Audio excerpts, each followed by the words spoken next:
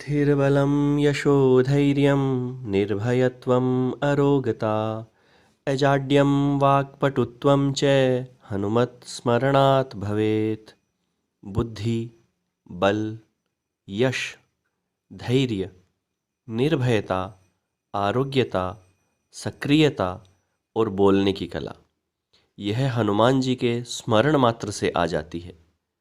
ऐसे मेरे इष्ट देव श्री हनुमान जी महाराज को प्रणाम करके आरंभ करता हूँ आज का कार्यक्रम। श्री हनुमान जी महाराज के सिद्धपीठ स्थान सालासर धाम राजस्थान से मैं डॉक्टर अमित कुमार दाधीच आपका इस कार्यक्रम में स्वागत करता हूँ। शास्त्रों में लिखा है, जब तक पृथ्वी रहेगी तब तक हनुमान जी सशरीर इस पृथ्वी पर विद्यमान रहेंगे और भक्तों के कार्य सिद्ध करेंगे, उनके संकट दूर करेंगे। 7 चिरंजीवियों में हनुमान जी का नाम लिया गया है। कहते हैं, अश्वत्थामा बलिर्व्यासो हनुमानश्च विभीषण कृप परशुरामश्च सप्तैते चिरजीविनः। आज के इस कलयुग में भी हनुमान भक्तों को हनुमान जी के साक्षात दर्शन होते हैं।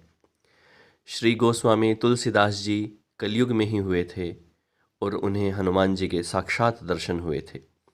इसी तरह राजस्थान में सालासर नाम का स्थान जो प्रसिद्ध है, जहाँ पूरे भारत से लोग हनुमान जी के मंदिर में दर्शन करने आते हैं, यहाँ हनुमान जी की स्थापना मोहनदास जी नाम के संत ने की थी और उन्हें भी हनुमान जी ने साक्षात दर्शन दिए थे। ये संत भी कलयुग में ही हुए थे। उन्हीं रामदूत संकटमोचन हनुमान जी के एक महत्वपूर्ण अनुष्ठान की चर्चा आज अपने इस वीडियो में करने जा रहा हूँ। सभी हनुमान भक्त सुंदरकांड के पाठ से परिचित हैं। आज के इस युग में गोस्वामी तुलसीदास जी द्वारा रचित सुंदरकांड सबसे ज़्यादा प्रचलित है। रामचरितमानस में निश्चित ही यह कांड सबसे सुंदर है, इसीलिए इसका नाम सुंदरकांड रखा गया। और ऐसा कहा गया है कि बालकांड के पाठ से संतान की प्राप्ति, किष्किंधा कांड के पाठ से प्रेम, सामंजस्य और मित्रता की वृद्धि, लंका कांड के पाठ से लड़ाई झगड़े, केस मुकदमे में सफलता की, विजय की प्राप्ति होती है। लेकिन सुंदरकांड के पाठ से सभी मनोकामनाओं की पूर्ति होगी, ऐसा कहा गया है। सुंदरकांड में भी वाल्मीकि जी ऋषि का लिखा हुआ सुंदरकांड बहुत ही अद्भुत और चमत्कारिक है।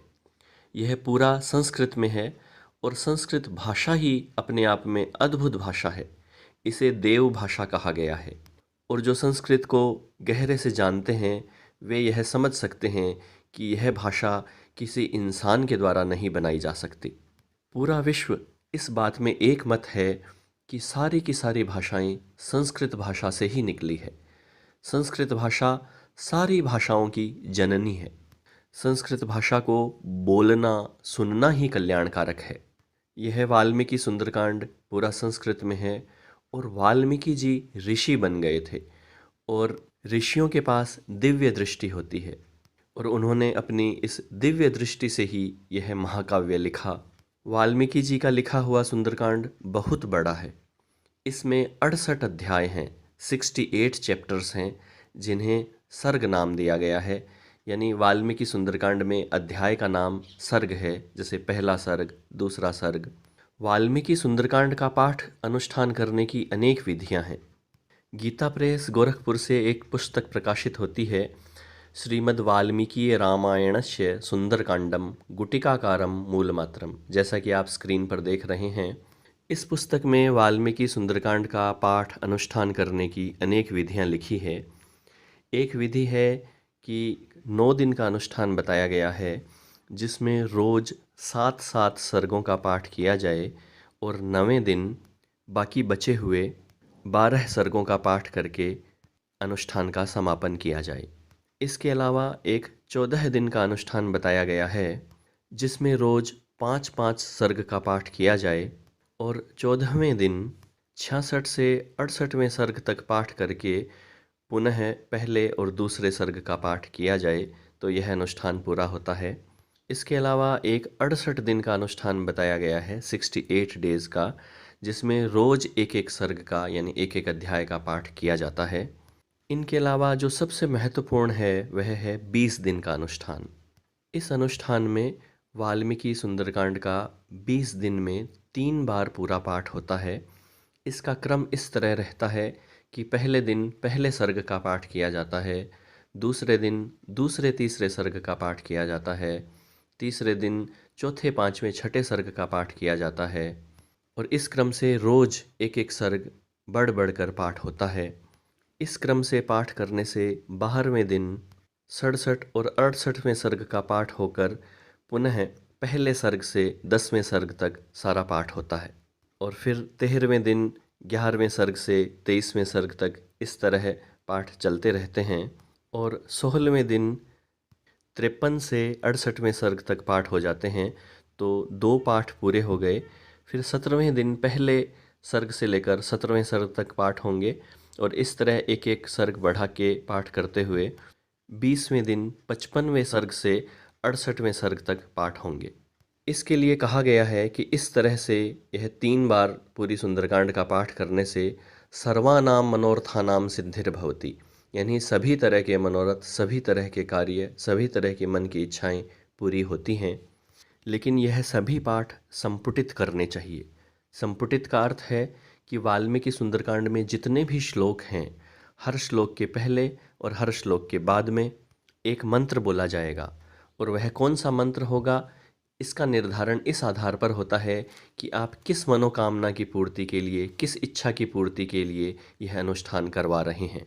जैसे सभी संकटों के नाश के लिए, सभी दुख तकलीफ़ों से मुक्ति के लिए और सभी तरह की सुख संपत्तियां प्राप्त करने के लिए आपदाम पहरतारम दातारम सर्वसंपदाम लोकाभिरामम श्री रामम भूयो भूयो नमाम्यहम्, इस मंत्र का संपुट लगाया जाएगा।